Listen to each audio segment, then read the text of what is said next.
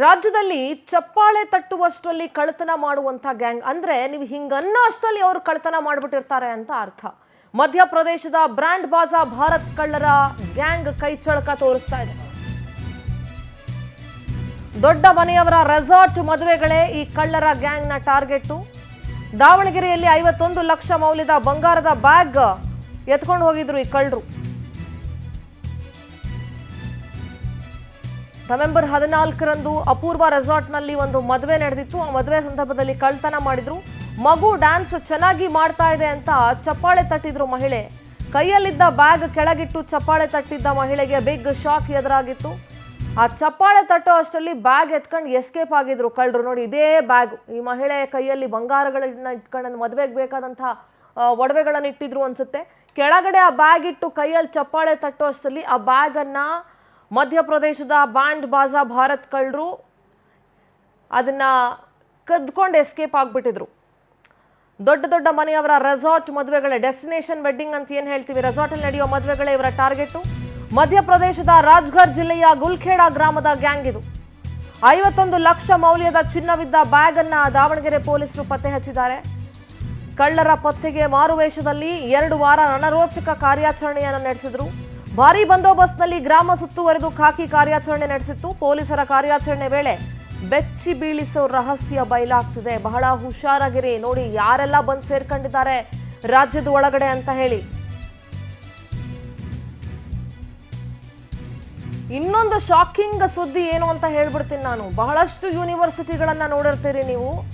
ಏನೇನೆಲ್ಲ ಓದಬೇಕು, PhD ಮಾಡಬೇಕು, ಮತ್ತೊಂದು ಮಾಡಬೇಕು, ಡಿಗ್ರಿಗಳನ್ನು ತಗೊಳ್ಬೇಕು ಅಂತೆಲ್ಲ ಯಾವೆಲ್ಲ ಯೂನಿವರ್ಸಿಟಿಗಳ ಹೆಸರುಗಳನ್ನು ಕೇಳಿರ್ತೀರಿ. ಆದರೆ ಇಲ್ಲೊಂದು ಸ್ಪೆಷಲ್ ಯೂನಿವರ್ಸಿಟಿ ಇದೆ. ಆ ಯೂನಿವರ್ಸಿಟಿ ಬಗ್ಗೆ ಕೇಳಿಬಿಟ್ರೆ ನೀವು ಗಾಬರಿ ಆಗ್ಬಿಡ್ತೀರಿ. ನೋಡಿ, ಮಾರುವೇಷದಲ್ಲಿರುವಂಥ ಪೊಲೀಸರ ದೃಶ್ಯ ಮತ್ತು ಆರೋಪಿಗಳ ದೃಶ್ಯಗಳನ್ನು ನೀವು ಗಮನಿಸ್ತಾ ಇದ್ದೀರಿ. ಸುಮಾರು 2 ವಾರ, ಆಲ್ಮೋಸ್ಟ್ 15 ಡೇಸ್ ಕಳ್ಳರ ಪತ್ತೆಗೆ ಮಾರುವೇಷದಲ್ಲಿದ್ದರು ಪೊಲೀಸರು. ರಣರೋಚಕ ಕಾರ್ಯಾಚರಣೆಯನ್ನು ನಡೆಸಿದಾಗಲೇ ಅವ್ರಿಗೆ ಭಯಾನಕ ರಹಸ್ಯ ಹೊರಗಡೆ ಬಂದಿದ್ದು. ಮಧ್ಯಪ್ರದೇಶದಲ್ಲಿ ಕಳ್ಳರ ಯೂನಿವರ್ಸಿಟಿ ಇದೆ. ಅದರಲ್ಲಿ 2 ಲಕ್ಷ ಕೊಟ್ಟರೆ ನಿಮ್ಗೆ ಅಡ್ಮಿಷನ್ ಸಿಗುತ್ತೆ. ಮಧ್ಯಪ್ರದೇಶದಲ್ಲಿದೆ ಕಳ್ಳರ ಯೂನಿವರ್ಸಿಟಿ. 2 ಲಕ್ಷ ರೂಪಾಯಿ ಕೊಟ್ಟರೆ ಆ ಯೂನಿವರ್ಸಿಟಿಗೆ ಅಡ್ಮಿಷನ್ ಸಿಗುತ್ತೆ. ಮಧ್ಯಪ್ರದೇಶದ ರಾಜ್ಗರ್ ಜಿಲ್ಲೆಯ ಗುಲ್ಖೇಡಾ, ಹುಲ್ಖೇಡಾ, ಕಡಿಯಾಸಾಂಸಿ ಎಂಬ ಗ್ರಾಮಗಳಲ್ಲಿ ಕಾರ್ಯನಿರ್ವಹಿಸ್ತಾ ಇದೆ ಈ ಕೇಂದ್ರ. ಮೈ ಗಾಡ್, ದ ಫಸ್ಟ್ ಟೈಮ್ ನಾನು ಇದನ್ನ ಕೇಳಿಸ್ಕೊಳ್ತಾ ಇರೋದು. ಫಸ್ಟ್ ಟೈಮ್ ನಾನೇ ಇದ್ರ ಬಗ್ಗೆ ತಿಳ್ಕೊಳ್ತಾ ಇದ್ದೀನಿ. ಕುಖ್ಯಾತ ಕಳ್ಳರ ತಂಡ ಬ್ಯಾಂಡ್ ಬಾಜಾ ಭಾರತ್ಗೆ ಈ ಕೇಂದ್ರನೇ ತವರು ಮನೆ. ಪೊಲೀಸರಿಂದ ಹೇಗೆ ತಪ್ಪಿಸ್ಕೊಳ್ಬೇಕು, ಪಿಕ್ ಪಾಕೆಟ್ ಹೇಗೆ ಮಾಡಬೇಕು, ದರೋಡೆ ಹೇಗೆ ಮಾಡಬೇಕು, ಜನಸಂದಣಿ ಮಧ್ಯೆ ಕಳ್ತನ ಹೇಗೆ ಮಾಡಬೇಕು ಅಂತ ಹೇಳ್ಕೊಡುವಂತ ವಿಶ್ವವಿದ್ಯಾಲಯ ಇದು. ದರೋಡೆ ಹೇಗೆ ಮಾಡೋದು ಅನ್ನೋ ಬಗ್ಗೆ ಡಿಗ್ರಿ ಪಡೆದಿದ್ರು ಖತರ್ನಾಕ್ಗಳು. BA, BCom, MCom ಓದಿದ್ರೆ ಕೆಲಸ ಸಿಗಲ್ಲ ಅಂತ ಒದ್ದಾಡ್ತಿರ್ತಾರೆ. ಇಲ್ಲಿ ಕಳ್ತನಕ್ಕೊಂದು ಡಿಗ್ರಿ ನೋಡಿ ಹೇಗಿದೆ ಅಂತ. ವಿಪರ್ಯಾಸ. ಇನ್ನು ಏನೇನೆಲ್ಲ ನೋಡ್ಬೇಕಪ್ಪ ಈ ದೇಶದಲ್ಲಿ ಅಂತ ಅನಿಸ್ತಾ ಇದೆ. ನೋಡಿ, ಬಿಗಿ ಬಂದೋಬಸ್ತಲ್ಲಿ ಗ್ರಾಮವನ್ನ ಖಾಕಿ ಯಾವ ರೀತಿ ಸುತ್ತುವರೆದು ಕಣ್ಗಾವಲಿಟ್ಟಿತ್ತು ಅನ್ನೋದನ್ನ ಗಮನಿಸ್ತಾ ಇದ್ದೀರಿ. ಇನ್ನೊಂದು ಕಡೆ ಆರೋಪಿಗಳ ದೃಶ್ಯಗಳನ್ನ ನೋಡ್ತಾ ಇದ್ದೀರಿ. ಇನ್ನೊಂದು ಆ ಬಂಗಾರದ ಬ್ಯಾಗ್ ಇರುವಂತಹ ದೃಶ್ಯವನ್ನ ನೀವು ನೋಡ್ತಾ ಇದ್ದೀರಿ. ಈ ಮಧ್ಯಪ್ರದೇಶದ ರಾಜ್ಗರ್ ಜಿಲ್ಲೆಯ ಗುಲ್ಖೇಡಾ, ಹುಲ್ಖೇಡಾ, ಕಡಿಯಾಸಾಂಸಿ ಅನ್ನೋ ಗ್ರಾಮಗಳಲ್ಲಿ ಈ ಕೇಂದ್ರ ಅಂದ್ರೆ ಕಳ್ಳರ ಯೂನಿವರ್ಸಿಟಿ ತನ್ನ ಕೇಂದ್ರವನ್ನ ಇದೆ. ಕುಖ್ಯಾತ ಕಳ್ಳರ ತಂಡ ಬ್ಯಾಂಡ್ ಬಾಜಾ ಭಾರತ್ಗೆ ಈ ಕೇಂದ್ರನೇ ತವರು ಮನೆ. ಇಲ್ಲಿ ಯಾವ ರೀತಿ ಕಳ್ತನ ಮಾಡಬೇಕು, ಹೇಗೆ ತಪ್ಪಿಸ್ಕೋಬೇಕು, ಹೇಗೆ ಪಿಕ್ ಪಾಕೆಟ್ ಮಾಡಬೇಕು, ದರೋಡೆ ಹೇಗೆ ಮಾಡಬೇಕು, ಇದೆಲ್ಲದರ ಬಗ್ಗೆ ಹೇಳ್ಕೊಡ್ತಾರಂತೆ. ಹೊರ ರಾಜ್ಯಕ್ಕೆ ಹೋಗಿ ಮಧ್ಯಪ್ರದೇಶಕ್ಕೆ ಹೋಗಿ ಮಾಡ್ಕೊಂಡು ಬಂದಿದ್ದಾರೆ. ಮತ್ತು ಇದು ಟೀಮ್ದು ಕೂಡ ಸಮಥಿಂಗ್ ಡಿಫ್ರೆಂಟ್ ಆಗಿ ಇದೆ. ನಮ್ಮಲ್ಲಿ ನಿಮ್ಮೆಲ್ಲರಿಗೆ ಗೊತ್ತಿದ್ದಂಗೆ 14ನೇ ತಾರೀಕು ನವೆಂಬರು ಒಂದು ಪ್ರಕರಣ ದಾಖಲಾಗಿದೆ. ಅದು ಅಪೂರ್ವ ರೆಸಾರ್ಟಲ್ಲಿ ಒಂದು ಮದುವೆ ನಡೀತಾ ಇರ್ತದೆ. ಆ ಮದುವೆ ನಡೀತಾ ಇರಬೇಕಾದ್ರೆ ಅವರು ಲೇಡಿ ಏನು ಕಂಪ್ರೆನೆಂಟ್ದ ತಾಯಿ ಇದ್ದಾರೆ, ಅವರು ಮದುವೆ ರಿಸೆಪ್ಷನ್ ಆಗಬೇಕಾದ್ರೆ ನೋಡ್ತಾ ಇರ್ಬೇಕಾದ್ರೆ ಅವ್ರ ಬ್ಯಾಗ್ ಜಸ್ಟ್ ಕೆಳಗೆ ಇಡ್ತಾರೆ. ಏನೋ ಮಗು ಡ್ಯಾನ್ಸ್ ಮಾಡ್ತಾ ಇರೋದಕ್ಕೆ ಕ್ಲ್ಯಾಪ್ಸ್ ಹಾಕಿ ನೋಡೋಷ್ಟ್ರೊಳಗೆ ಅದು ಇರೋದಿಲ್ಲ. So that is the thing. ನಮಗೆ ಅಲ್ಲಿ CCTV ಕೂಡ ಕ್ಲಿಯರ್ ಆಗಿ ಸಿಕ್ಕಿರೋದಿಲ್ಲ. ಅದಾದಮೇಲೆ ನಾವು ಇಮಿಡಿಯೇಟ್ ಆಗಿ ಎಲ್ಲ toll gate, CCTV, technical analysis ಎಲ್ಲ ಮಾಡಿದ್ವಿ. ಸೊ ಫೈನಲ್ ಆಗಿ on the basis of some clues ನಮ್ಮವರು ಇದು ಮಧ್ಯಪ್ರದೇಶದ ಸಿಸೋಡಿಯಾ ಗ್ಯಾಂಗ್ ಮಾಡಿದೆ ಅಂತ ಅಂದ್ಕೊಂಡು ಅಲ್ಲಿಗೆ ಹೋಗಿರ್ತಾರೆ. ನಮ್ಮ ಸಬ್ ಇನ್ಸ್ಪೆಕ್ಟರ್ ಮೇಯ್ನಾಗಿ PSI ಪ್ರಭು ಮತ್ತು ಅವರು ಒಂದು 6 ಜನದ ತಂಡ ಸುಮಾರು ಒಂದು 15 ದಿವಸ ಅವರು ಅಲ್ಲೇ ಬಿಟ್ಟಿದ್ರು. ಅಲ್ಲೇ ಬಿಟ್ಟು ನೆಕ್ಸ್ಟ್ ಗೊತ್ತಾಗುತ್ತೆ ಇದು ಬ್ಯಾಂಡ್ ಬಾಜಾ ಗ್ಯಾಂಗ್ ಅಂತ ಹೇಳ್ತಾರೆ. ಹೊರ ರಾಜ್ಯಕ್ಕೆ ಹೋಗಿ ಮಧ್ಯಪ್ರದೇಶಕ್ಕೆ ಹೋಗಿ ಮಾಡ್ಕೊಂಡು ಬಂದಿದ್ದಾರೆ. ಮತ್ತು ಇದು ದಾವಣಗೆರೆ ಪ್ರತಿನಿಧಿ ಮಧು ನಾಗರಾಜ್ ದೂರವಾಣಿ ಸಂಪರ್ಕದಲ್ಲಿ ಜಾಯ್ನ್ ಆಗಿದ್ದಾರೆ. ಮಧು ನಾಗರಾಜ್, ದಾವಣಗೆರೆಯಲ್ಲೂ ಸಿಕ್ಕಾಪಟ್ಟೆ ಕಳ್ಳತನ ಪ್ರಕರಣಗಳು ದಾಖಲಾಗ್ತಾ ಇದೆ. ಅದರಲ್ಲೂ ಈ ಬ್ಯಾಂಡ್ ಬಾಜಾ ಭಾರತ್ ಕಳ್ಳರ ಗ್ಯಾಂಗ್ ಏನಿತ್ತು ಇದ್ರ ಕೈ ಚಳಕ ನೋಡ್ತಿದ್ರೆ ಬಹಳ ಶಾಕ್ ಆಗುತ್ತೆ. ಮತ್ತು ಮಧ್ಯಪ್ರದೇಶದಲ್ಲಿ ಕಳ್ಳರದೇ ಒಂದು ಯೂನಿವರ್ಸಿಟಿ ಬೇರೆ ಇದೆ ಅಂತ ಕೇಳಿದ್ರೆ ಇನ್ನೊಂದಷ್ಟು ಶಾಕಿಂಗ್ ಸುದ್ದಿನೇ ಇದು. ಸದ್ಯ ಈ ಪ್ರಕರಣವನ್ನ ಪೊಲೀಸರು ಯಾವ ರೀತಿ ಭೇದಿಸಿದ್ರು ಮತ್ತು ಈ ಪ್ರಕರಣ ಸಂಬಂಧ ಏನೆಲ್ಲ ಹೆಚ್ಚಿನ ಡೀಟೇಲ್ಸ್ ಇದೆ ಮಧು?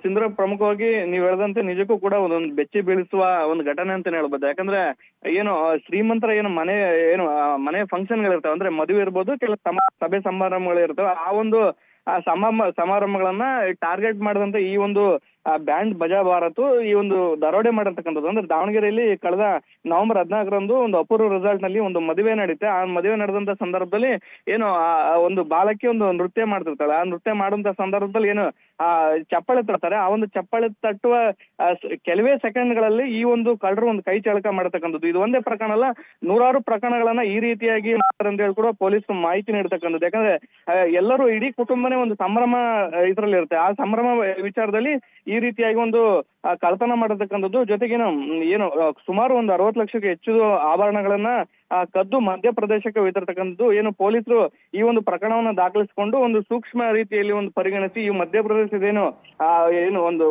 ಜಾಗ ಇತ್ತು ರಾಯಗಢ ಅಂತೇಳಿ, ಆ ರಾಯಗಢದಲ್ಲಿ ಹೋದಂತ ಸಂದರ್ಭದಲ್ಲಿ ಅವರೆಲ್ಲರೂ ಕೂಡ ಒಂದು ಇಡೀ ಊರೇ ಒಂದು ಕಳ್ಳರ ಊರು ಅಂತ ಹೇಳಿ ಈ ಹಿಂದನೂ ಕೂಡ ಕಳತಕ್ಕಂಥದ್ದು. ಇನ್ನೊಂದು ಪ್ರಮುಖವಾಗಿ ವಿಚಾರ ಏನಂದ್ರೆ ಇಂದಿನ ಬ್ರಿಟಿಷರ ಕಾಲದಲ್ಲಿ ಕೂಡ ಇವರು ಒಂದು ಕಳ್ಳರ ಗುಂಪಿತ್ತು. ಆ ಒಂದು ಕಳ್ಳರ ಗುಂಪನ್ನ ಊರಿಂದ ಹೊರಗಿಟ್ಟಿದ್ರ ಅಂತ ಹೇಳಿ ಒಂದು ಮಾಹಿತಿ ಕೂಡ ಲಭ್ಯ ಇರತಕ್ಕಂಥದ್ದು. ಜೊತೆಗೇನು ಒಂದು 18ರಿಂದ 20 ವರ್ಷ ಏನು ಯುವಕರಿರ್ತಾರೆ, ಆ ಒಂದು ಯುವಕರಿಗೆ ಒಂದು ತರಬೇತಿ ನೀಡ್ತಕ್ಕಂಥದ್ದು. ಅಂದ್ರೆ ಯಾವ ರೀತಿಗೆ ಕಳ್ತನ ಮಾಡ್ಬೇಕು, ದರೋಡೆ ಮಾಡ್ಬೇಕು, ಅಥವಾ ಅಲ್ಲೇ ನಡೆಸಿ ಯಾವ ರೀತಿಯಾದ ಒಂದು ಕಳ್ತನ ಮಾಡ್ಬೇಕಂತ ಹೇಳಿ ಅಲ್ಲಿನ ಒಂದು 2 ಲಕ್ಷ ರೂಪಾಯಿ ಕೊಟ್ಟಂತ ಆ ಒಂದು ಕಳ್ತನ ಹೇಗ್ ಮಾಡ್ಬೇಕಂತ ಹೇಳಿ ತರಬೇತಿಯನ್ನು ಕೂಡ ಆ ಒಂದು ಗ್ರಾಮದಲ್ಲಿ ನೀಡ್ತಿದೆ ಅಂತ ಹೇಳಿ ಒಂದು ಪೊಲೀಸ್ ಕೂಡ ಮಾಹಿತಿ ನೀಡ್ತಕ್ಕಂಥದ್ದು. ಜೊತೆಗೇನು ಸೂಕ್ತ ಬಂದೋಬಸ್ತ್ ಅಂದ್ರೆ ಏನಂದ್ರೆ ಒಂದು ಉಗ್ರನ ಏನು ನಾವ್ ಯಾವ್ದಾದ್ರು ಉಗ್ರರು ಬಂದ್ರೆ ಆ ರೀತಿಯಾಗಿ ಅವ್ರನ್ನೇನು ತಡೆ ಬಡಿತಿಲ್ಲ, ಆ ರೀತಿಯಾಗಿ ದೊಡ್ಡ ಮಟ್ಟದ ಒಂದು ಪ್ರೊಟೆಕ್ಷನ್ ತಗೊಂಡು ಹೋಗಿ ಆ ಒಂದು ಗ್ರಾಮಕ್ಕೆ ಅಲ್ಲಿನ SP ಮತ್ತು ಏನು ದಾವಣಗೆರೆ ಪೊಲೀಸರು ಕೂಡ ಒಂದು ಅಟ್ಯಾಕ್ ಮಾಡಿರ್ತಕ್ಕಂಥದ್ದು. ಯಾಕಂದ್ರೆ ಏನು ಅವ್ರ ಗ್ರಾಮಕ್ಕೆ ಕಾಲಿಟ್ಟ ತಕ್ಷಣ ಆ ಒಂದು ಗುಂಪು ಪೊಲೀಸರ ಮೇಲೆ ಹಲ್ಲೆ ಮಾಡುವ ಏನು ಮುನ್ಸೂಚನೆ ಇತ್ತು. ಆ ಹಿನ್ನೆಲೆಯಲ್ಲಿ ಒಂದು ದೊಡ್ಡ ಮಟ್ಟದ ಒಂದು ಏನು ಬಂದೋಬಸ್ತನ್ನ ತಗೊಂಡು ಹೋಗಿ ಆ ಒಂದು ಗ್ರಾಮಕ್ಕೆ ಒಂದು ಪೊಲೀಸರು ಕೂಡ ತೆರಳತಕ್ಕಂಥದ್ದು. ಇದು ಒಂದು ಏನು ಸಿನಿಮಾ ಸ್ಟೈಲ್ನಲ್ಲಿ ಈ ರೀತಿಯಾದ ಒಂದು ಘಟನೆ ನಡೆದಿರ್ತಕ್ಕಂಥದ್ದು. ಜೊತೆಗೇನು ಆ ಒಂದು ಸಮಯದಲ್ಲಿ ಒಂದು ಆಭರಣಗಳನ್ನೇ ತೆಗೆದುಕೊಂಡು ಹೋಗಿದ್ರು ಕಳ್ಳರು. ಆ ಒಂದು 50 ಲಕ್ಷಕ್ಕೆ ಹೆಚ್ಚು ಮೌಲ್ಯದ ಆಭರಣವನ್ನು ವಶಪಡಿಸಿಕೊಂಡಿದ್ರೆ. ಜೊತೆಗೆ